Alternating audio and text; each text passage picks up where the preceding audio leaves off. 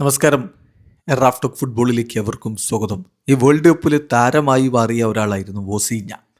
Cap goal keeper എല്ലാവരുടെയും മനം കവർന്നിട്ടുണ്ട്. സ്പെയിനിനെതിരെയും അർജന്റീനയ്ക്കെതിരെയും ഒക്കെ അയാൾ നടത്തിയ പോരാട്ടങ്ങൾ വളരെ വലിയ രൂപത്തിൽ ഫുട്ബോൾ പ്രേമികളുടെ ഹൃദയത്തിൽ ഇടം പിടിച്ചതാണ്. എന്നാൽ ഇപ്പോൾ അദ്ദേഹത്തിൻ്റെ ജേഴ്സിയുടെ പുറകിൽ വോസീഞ്ഞ എന്ന് എഴുതാൻ പറ്റില്ല. പുതിയ ഒരു തടസ്സം അദ്ദേഹത്തിന് മുന്നിലേക്ക് വന്നിരിക്കുകയാണ്. അദ്ദേഹം ഈ വേൾഡ് കപ്പിന് ശേഷം ലാറ്റിൻ അമേരിക്കയിലെ വമ്പൻ ക്ലബ്ബുകളിലൊന്നായ കോളോയിലേക്ക് ജോയിൻ ചെയ്തു. ചിലിയൻ ക്ലബ്ബാണത്. അവിടുത്തെ നിയമം അനുസരിച്ച് ജേഴ്സിയുടെ പുറകിൽ ശരിക്കുള്ള പേര് എഴുതണം. വോസീഞ്ഞ എന്നുള്ളത് അദ്ദേഹത്തിൻ്റെ നിക് നെയിമാണ്. ആ നിക് നെയിം ഇനി എഴുതാൻ പറ്റില്ല എന്നുള്ളതാണ് പ്രശ്നം. അവിടുത്തെ നിയമം അനുസരിച്ച് പേഴ്സണൽ ഐഡൻറ്റിഫിക്കേഷൻ ഓഫ് പ്ലെയേഴ്സിൻ്റെ പേഴ്സണൽ ഐഡൻറ്റിഫിക്കേഷനിൽ അവർക്ക് എഴുതാൻ പറ്റുക the paternal and maternal surname must be printed on the upper back of the jersey between 5 and 5.5 centimetre high.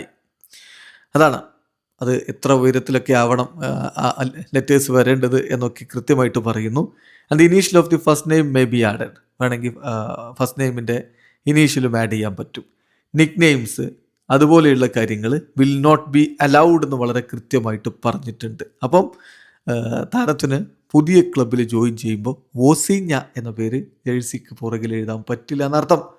പകരം അദ്ദേഹത്തിൻ്റെ സർനെയിമിൻ്റെ ഭാഗമായിട്ടുള്ള വാക്കുകളാണ് ഉപയോഗിക്കാൻ പറ്റുക. ആളുടെ ശരിക്കുള്ള പേര് വോസീഞ്ഞ എന്നല്ല, ജോസിമർ ഹോസെ എവോറ ഡിയസ് എന്നാണ്. അദ്ദേഹത്തിന് ഡിയസ് എന്നോ എവോറ ഡിയസ് എന്നോ അദ്ദേഹത്തിൻ്റെ ജേഴ്സിയിൽ ചേർക്കേണ്ടി വരും. ഏതായാലും വേൾഡ് കപ്പിലെ മിന്നും പ്രകടനമാണ് അദ്ദേഹത്തെ കോളോയിലേക്ക് എത്തിച്ചത്. ഇതിനു മുമ്പ് കളിച്ചിരുന്നത്, വേൾഡ് കപ്പിന് തൊട്ടു മുമ്പൊക്കെ കളിച്ചിരുന്നത് പോർച്ചുഗലിലെ സെക്കൻഡ് ഡിവിഷൻ ക്ലബ്ബിലാണ്, ഷാവേസിലാണ്. അവിടെ നിന്നാണ് ഇപ്പോൾ കോളോയിലേക്ക് ജോയിൻ ചെയ്തിരിക്കുന്നത്. കെപ്പ് വേണ്ടി 94 അന്താരാഷ്ട്ര മത്സരങ്ങളാണ് 40-കാരനായിട്ടുള്ള വോസീഞ്ഞ കളിച്ചിട്ടുള്ളത്. വീഡിയോ അവസാനിക്കുന്നു. ഫുട്ബോൾ ലോകത്ത് കൂടുതൽ വിശേഷങ്ങളുമായി റാഫ് ടോക്സ് എത്താം.